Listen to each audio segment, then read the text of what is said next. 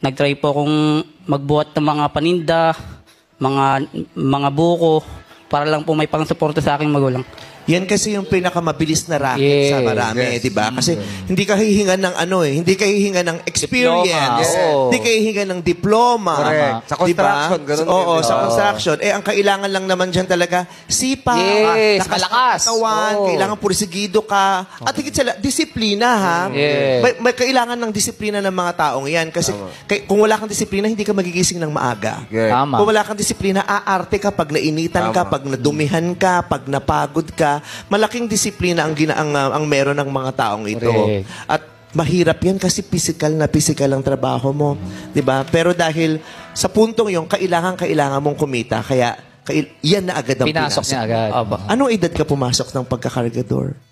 14 po. 14 years old. Opo. Hanggang ngayon, ilang taong ka na? 21 po. 21. 7 years. Correct. So, ayan ito yung mga taong ninanakawan natin. Diba? Ang korupsyon ay hindi lamang pagnanakaw ng salapi ng bayan. Ito ay pagnanakaw ng pag-asa. Ito ay pagnanakaw ng pangarap. Diba? Ito ay pagnanakaw ng magandang posibilidad. Diba? At maraming tao na ang namatay dahil sa pagnanakaw nyo ng pondo ng bayan. Diba? Opo. Maraming magulang ang hindi nakapagdala sa hospital ng kanilang may mga sakit na anak dahil sa korupsyon. Maraming matatanda ang hindi naagapan ng sakit dahil sa korupsyon. Maraming bahay ang nasira at nabagsakan dahil sa korupsyon.